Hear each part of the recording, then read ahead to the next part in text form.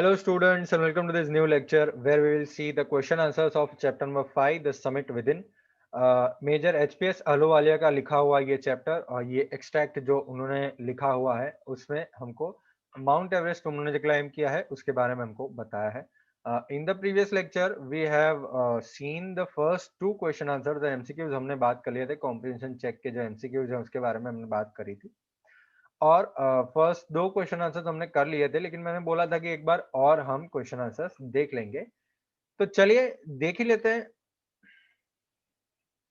क्या आ गया आपके स्क्रीन के ऊपर question answers what are the three qualities that played a major role in the author's climb. इसको स्क्रीनशॉट खींचने के लिए मुझे थोड़ा बड़ा करना पड़ेगा जिससे आपके स्क्रीन पे क्लियरली वो नंबर 1 का आंसर आ जाएगा। नंबर 2 का तो बड़ा है तो शायद नहीं आ पाएगा, थोड़ा छोटा करना पड़ेगा इसको। नहीं, हाँ, ओके। तो आगे नंबर 1 2 3 4 4 क्वेश्चन आंसर आपके स्क्रीन के ऊपर आ गए हैं। वैसे चलिए नंबर 1 के बारे में बात करते हैं हम। कौन सा क्वेश्चन था भाई? What are the three qualities that played a major role in the author's climb. तो कौन से तीन क्वालिटीज थे जिसने सबसे ज्यादा रोल निभाया था भाई ऑथर के जो क्लाइम उन्होंने जो किया माउंट एवरेस्ट उसमें। तो सबसे पहला है एंड्योरेंस। एंड्योरेंस मतलब शरीर की ताकत, ठीक है। परसिस्टेंस मतलब हार न मानने वाली जो शक्ति होती है वो, और विल पावर मतलब अपना जो विल पावर है वो। तो ये तीन क्वालिटीज जो हैं वो ऑथर के क्लाइम में बहुत ही मेजर रोल प्ले किया है। The three qualities that played a major role in the author's climb are endurance, persistence and willpower. अब नंबर 2 के बारे में बात करते हैं। तो नंबर 2 का क्वेश्चन जो है वो why is adventure which is risky also pleasurable. तो इसके बारे में बात करी थी, फिर भी एक बार देख लेते हैं। क्यों एडवेंचर रिस्की तो है, जो रिस्की होता है वो प्लेजरेबल भी होता है। भाई ऐसा क्यों? Adventure is risky but pleasurable. वो रिस्की होता है लेकिन मजा आता है लोगों को एडवेंचर करने में। Though it presents great difficulties, man takes delight in overcoming such hurdles. तो भले ही उसमें बहुत सारी डिफिकल्टीज उसको फेस करनी पड़ती है लेकिन वो हर्डल्स को पार करने में, ऑब्स्टेकल्स को, वो मुश्किलों को पार करने में एक मजा आता है उनको, ठीक है। अब मेजर एचपीएस अहलूवालिया की अगर हम बात करें तो एवरेस्ट उन्होंने क्लाइम किया है, उन्होंने ये एडवेंचर किया है। Everest is the highest mightiest and many attempts have been made to climb it. तो एवरेस्ट जो है वो सबसे हाईएस्ट है, सबसे ताकतवर माना जाता है और कई सारे लोगों ने कई सारे प्रयास किए हैं इसको क्लाइम करने के लिए। According to the author, when the summit is climbed there is a feeling of exhilaration, the joy of having done something, the sense of battle fought and won. तो ऑथर के मुताबिक, अकॉर्डिंग टू द ऑथर, जब आप Everest climb कर लेते हैं, summit पे पहुंच जाते हैं, ठीक है, तो एक कैसी फीलिंग आती है? एक्सिलरेशन की फीलिंग आती है। एक्सिलरेशन वो क्या होता है? एक्सेलरेशन मतलब आपने कुछ कर दिखाया है, ठीक है, जिंदगी में आपने कुछ कर दिखाया है, उसकी फीलिंग आपको आती है। एक जंग आपने जीतनी है, आपने लड़ाई लड़ी थी और उसमें आप जीत गए, ऐसी एक फीलिंग आती थी। There is a feeling of victory and of happiness. जीतने की फीलिंग आती है, खुशी होती है आपको। भाई फिजिकली अगर आप एक पहाड़ चढ़ते हैं, एवरेस्ट क्लाइम करते हैं या कुछ कोई भी माउंटेन क्लाइम करते हैं तो एक एक पार्ट है अचीवमेंट का, या आपने कुछ अचीव किया है लाइफ में। उसके साथ साथ एक फुलफिलमेंट आता है, मतलब अब बहुत बड़ा काम कर लिया है, हमारी जिंदगी का ये मकसद हमने फुलफिल कर लिया, ऐसा आपको लगेगा और सेटिस्फेक्शन भी महसूस होगा। तो ये एक्सपीरियंस खाली फिजिकल नहीं है, ये इमोशनल भी है और स्पिरिचुअल भी है। इसीलिए लोग एडवेंचर करते हैं भले ही वो रिस्की हो, ठीक है, क्योंकि वो चाहते हैं कि इमोशनली, स्पिरिचुअली और फिजिकली हम एक फुलफिलमेंट एक्सपीरियंस करें, एक अचीवमेंट एक्सपीरियंस करें, ठीक है। चलिए ये दो क्वेश्चन हमारे हो गए। थर्ड क्वेश्चन जो है, what was it about Mount Everest that the author found irresistible. तो माउंट एवरेस्ट के बारे में ऐसा तो क्या था कि भाई मेजर एचपीएस अहलूवालिया उसको क्लाइम करना चाहते थे। इररेजिस्टिबल मतलब वो खींचे चले जा रहे हैं एवरेस्ट के पास, ठीक है। Everest drew him towards itself. Everest खींच रहा था मेजर एचपीएस अहलूवालिया को अपनी तरफ, by its beauty, aloofness, might, ruggedness and the difficulties encounter on the way. तो उसका जो ब्यूटी है, सुंदरता है, ठीक, अलोफनेस मतलब वो अलग है, एवरेस्ट अलग है, माइट मतलब उसकी जो ताकत है वो बता रही थी, वो खींच रही थी एचपीएस अहलूवालिया को। रगडनेस, कितना हार्ड है वहां पे क्लाइंब करना, और वो डिफिकल्टीज जो उन्होंने महसूस की क्लाइंब करते हुए, ये सारी चीजों की वजह से मेजर एचपीएस अहलूवालिया जो है वो खींच रहे थे, खींचा खींचा रहे थे एवरेस्ट के तरफ, ठीक है। That is why he found it irresistible. चलिए आंसर नंबर 1 2 3 4 आपके स्क्रीन पर मैंने रख दिया है। फोर्थ आंसर हम डिस्कस कर लेते हैं, फिर मैं आपको स्क्रीनशॉट खींचने के लिए टाइम दे देता हूं। One does not do it for fame alone. What does one do it for really? भाई कोई भी इंसान खाली नाम के लिए नहीं करता है, तो किसके लिए करता है, रियली किसके लिए करता है? Climbing a peak means endurance, persistence and will power. एक क्लाइंब करना, एक चोटी पे पहुंचना, एवरेस्ट की चोटी पर, वो आसान नहीं है, उसके लिए एंड्योरेंस, परसिस्टेंस और विल पावर चाहिए। The demonstration of these physical qualities is accelerating for a climber. तो ये फिजिकल क्वालिटीज को बताना कि हम ऐसा कर सकते हैं, ठीक है, वो क्लाइंबर के लिए एकदम एक जॉय हो जाता है, खुशी हो जाती है, ठीक है। ये एक्सपीरियंस खाली फिजिकल नहीं है, ये इमोशनल है, स्पिरिचुअल भी है। वो बहुत सारी डिफिकल्टीज से पार होते हैं। हावेवर मैन को मजा आता है ये मुश्किलों को पार करने में। देयरफॉर वो खाली नाम के लिए नहीं करते हैं, जो माउंटेन चढ़ते हैं वो खाली अपने नाम बनाने के लिए नहीं करते हैं, वो एक फीलिंग अचीव करने के लिए, एक महसूस करने के लिए, कितना खुश, कितना जंग जीता है, एक सेटिस्फेक्शन महसूस करने के लिए वो क्लाइंब करते हैं। चलिए अब मैं आपको टाइम देता हूं 1 2 3 4 ये 4 क्वेश्चन को स्क्रीनशॉट खींचने का। 10 9 8 7 6 5 4 3 2 1। एक और बात, आप जितने भी क्वेश्चन आंसर मैं आपको देता हूं और आप स्क्रीनशॉट खींचते हैं या जो भी करते हैं, बुक में लिखने का पीछे मत खींचिएगा, ठीक है। आप बुक में लिख दीजिए, मैं तो चाहता हूं कि आप पॉज करके लिख ही दीजिए, पॉज करके लिख ही दीजिए, भले ही कितने बड़े आंसर आपको लगे हैं। क्या बोला है मेजर एचपीएस अहलूवालिया ने? जितनी बड़ी मुश्किल उतना चैलेंज इंसान लेगा। भाई चैलेंज ले लीजिए, पॉज करके ये आंसर्स लिख दीजिए, बुक कंप्लीट हो जाएगी, आपको काम खींचना नहीं पड़ेगा। बेटा काम खींचेंगे तो क्या होगा, काम बढ़ता चला जाएगा, बढ़ता चला जाएगा, बढ़ता चला जाएगा, और फिर एक दिन ऐसा आएगा कि यार बहुत सारा बाकी है, और फिर आपको नहीं महसूस होगा, आप हार जाएंगे। हार नहीं माननी है, आप अभी कंप्लीट कर दीजिए, बात खत्म हो जाएगी यहीं पे, ठीक है। पॉज करके आप क्वेश्चन आंसर लिख ही दीजिए, क्वेश्चन भी बता रहा हूँ, आंसर भी बता रहा हूँ, सब कंप्लीट कर दीजिए। चलिए नंबर 5 पे आते हैं। ही becomes conscious in a special manner of his own smallness in this large universe. This awareness defines an emotion mentioned in the first paragraph, which is the emotion? तो अब देखिए, ये लाइन जो हमको बता रही है वो क्या बता रही है कि भाई ही बिकम्स कॉन्शियस, उसको वो जागरूकता महसूस होती है, वो जागरूक होता है, उसको पता चलता है कि वो इतने लार्ज यूनिवर्स में अकेला है, और अकेला है मतलब बहुत छोटा है। कितना छोटा है, चींटी से भी छोटा है, ठीक है। तो ये महसूस होता है। फर्स्ट पैराग्राफ में इसका इमोशन मेंशन किया गया है, तो वो है ह्यूमिलिटी, ठीक है। देखिए number 5, he becomes conscious in a special manner of his own smallness in this large universe। Same to same question में से लिख दिया आपने। This awareness defines the emotion of humility. Humility का मतलब आप कितने छोटे हैं ये पूरे दुनिया में, वो आपको बताता है, ठीक है। फर्स्ट पैराग्राफ में ये लिखा हुआ है। चलिए 5 6 और 7। Sixth, what were the symbols of reverence left by the members of the team on Everest? तो एवरेस्ट जब उन्होंने क्लाइम किया तो वो टीम के मेंबर्स ने सिंबल्स ऑफ रेवरेंस वहां पे रखे थे, क्या क्या चीजें थी?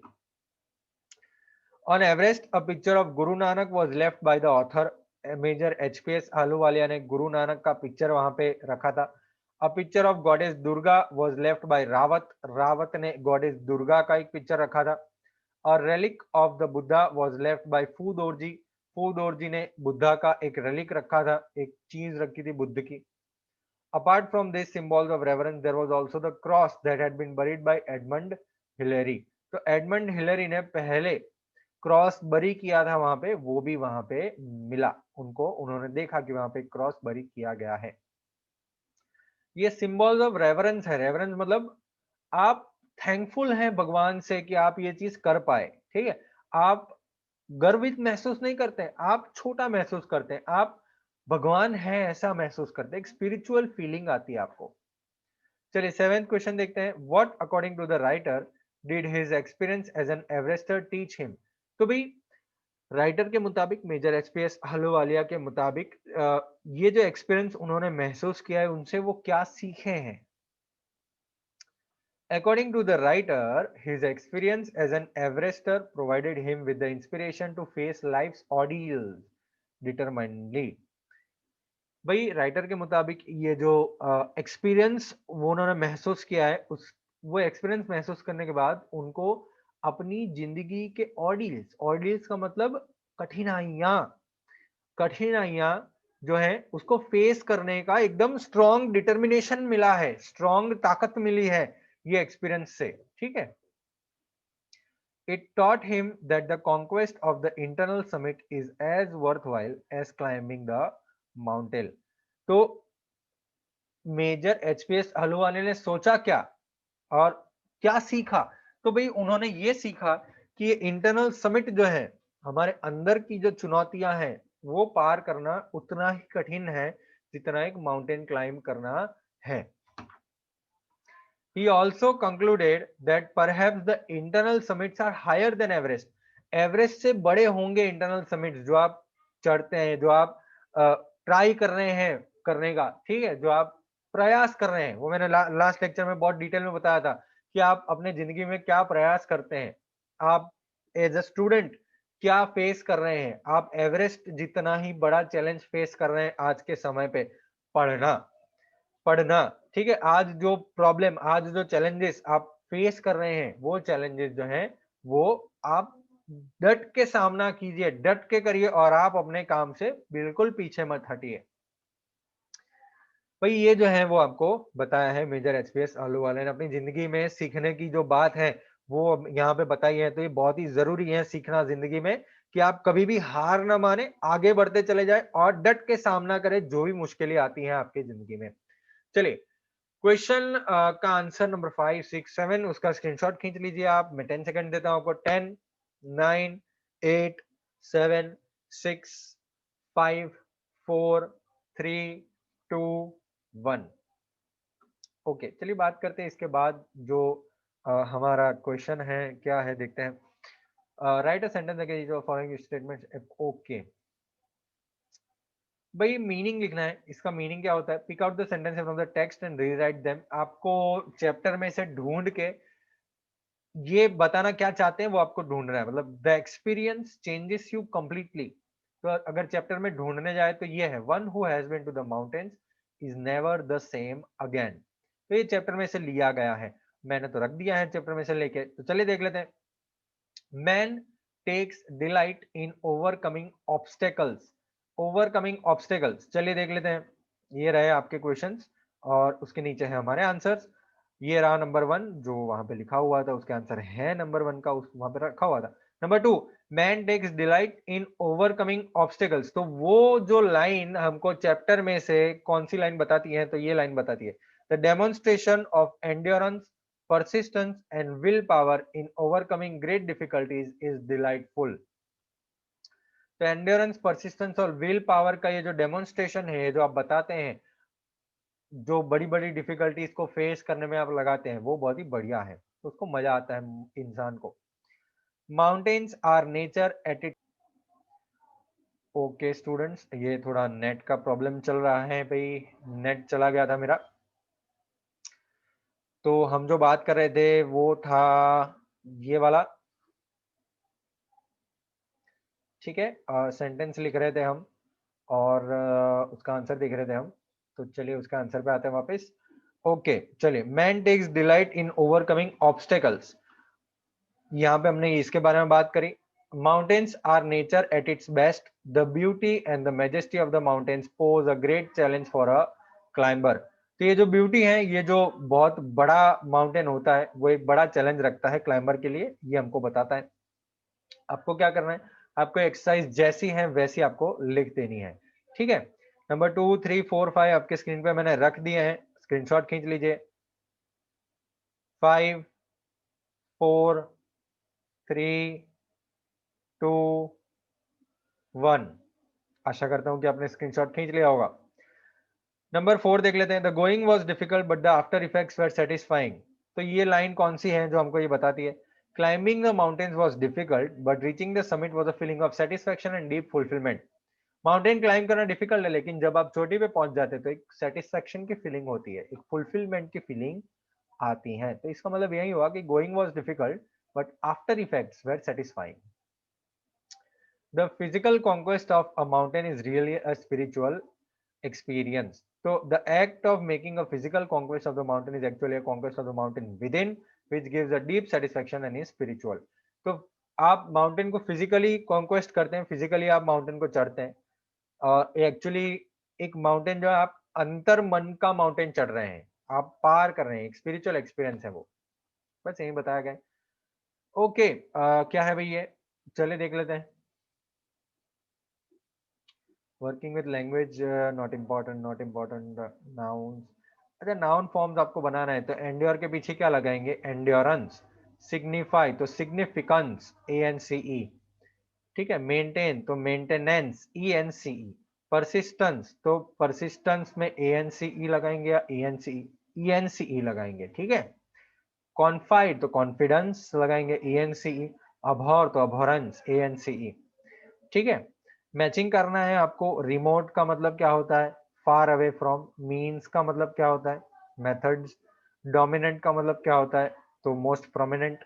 फॉर्मिडेबल का मतलब डिफिकल्ट टू ओवरकम, और ओवरवेल्म का मतलब बी ओवरकम, ओवरपावर्ड। ये आपको यूज करना है फिल इन द ब्लैंक्स के अंदर। तो मैं आपको देता हूं इसका आंसर। यूज किए गए हैं हमने। चलिए ये जो आंसर है उसका स्क्रीनशॉट खींच लीजिए पहले तो। Endure, endurance, signify, significance. 5 4 3 2 1।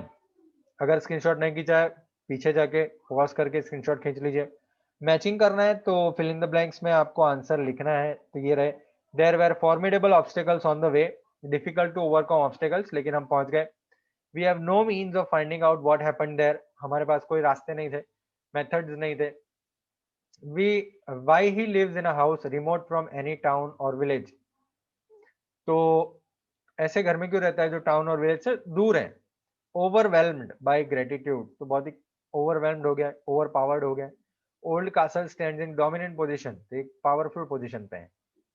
भाई यहाँ पे खत्म होता है हमारा ये chapter number 5, summit with in. ठीक है। अच्छा, पोएम के बारे में बात करें हम। पोएम के बारे में हम बात करेंगे, टाइम तो है, चलिए देख लेते हैं poem. Okay, the poem is the school boy.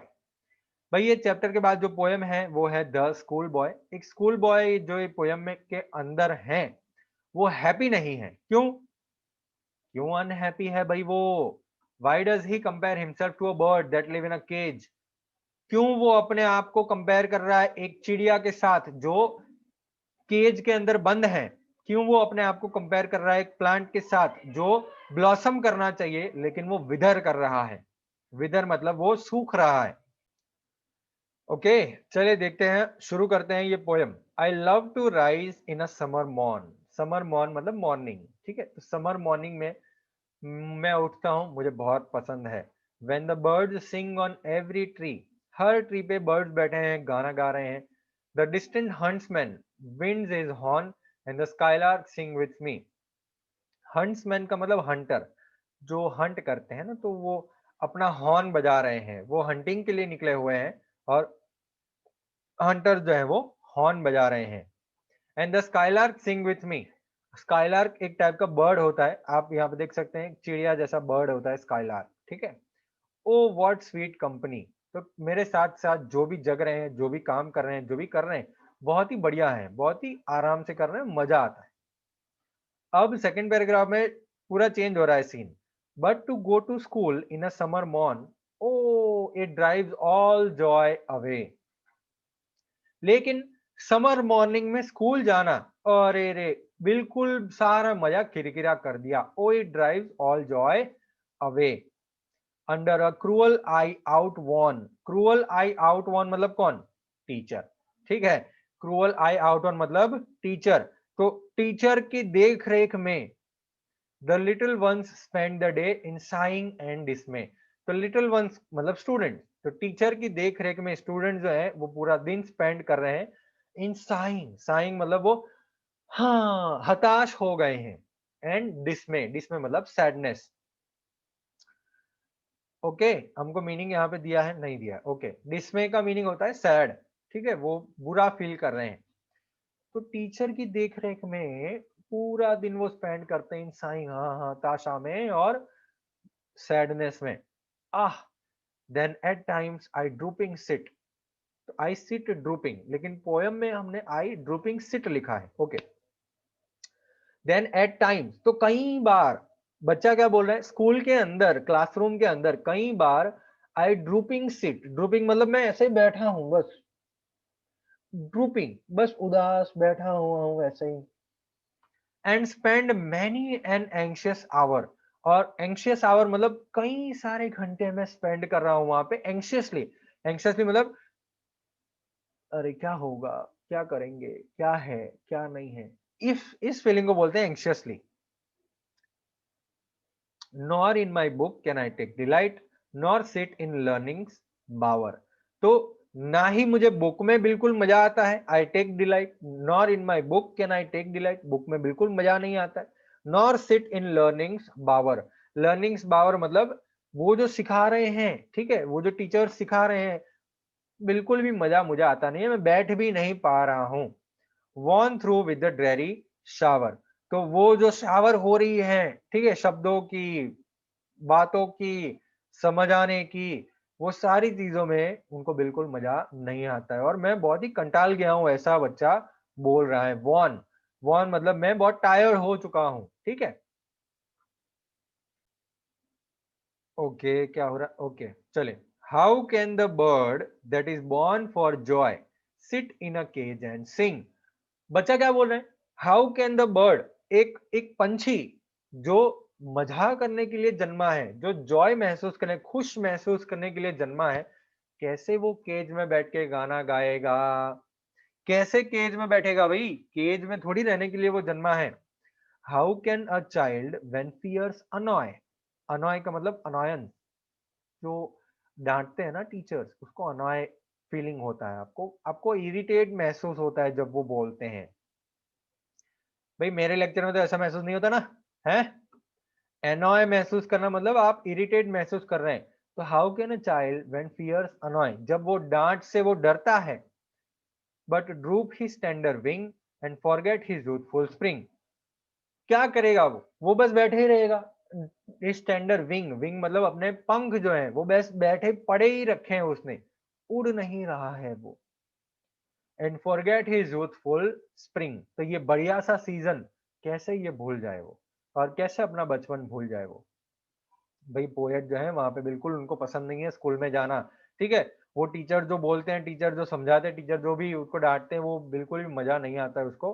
Teacher को पढ़ने में बिल्कुल मजा नहीं आता है उसको। O father and mother if birds are nipped. Nipped मतलब किसी को काट देना। ठीक है, तो O father and mother, mummy papa को बोल रहे हैं भाई। इफ बर्ड्स, बर्ड्स क्या होता है बेटा? नए नए जो उगे हुए होते हैं बर्ड्स। कॉटन होता है ना, कॉटन, उसके पहले बर्ड्स होते हैं और बर्ड्स के बाद उसमें से व्हाइट कॉटन निकलता है, तो वो खिलते हैं उसके बाद। ठीक है, तो अगर बर्ड्स निब्ड किए जाएंगे, अगर पहले ही कट किए जाएंगे।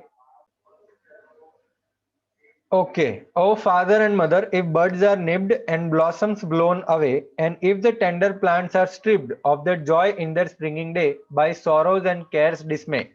तो वो पापा और मम्मी को क्या बोल रहा है कि भाई जो बर्ड्स, जो जो फूल जो है उससे पहले जो खिलने वाले हैं, जो शुरुआत का जो एज, अर्ली स्टेज है, ठीक है, तभी अगर उसको काट दिया जाए और ब्लॉसम्स को काट दिया जाए, ब्लोन अवे, ठीक है, तोड़ दिया जाए। And if the tender plants are stripped of their joy in their springing day.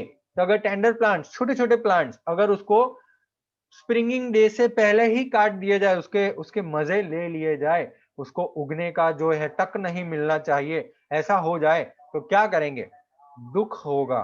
ठीक है, केयर करना चाहिए उनको। ठीक है। How shell the summer arise in joy और द समर फ्रूट्स अपीयर। तो कैसे समर होगा, कैसे खिलखिला उठेंगे वो, और कैसे उसके फ्रूट्स हमको मिलेंगे।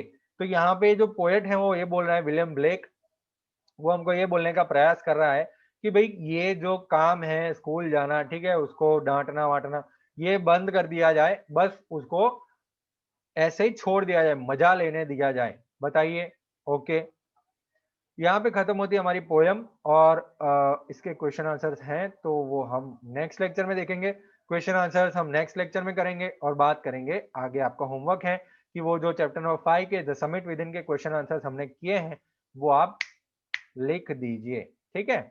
बाय बाय फॉर नाउ, मिलेंगे नेक्स्ट लेक्चर में with this question answers of this poem.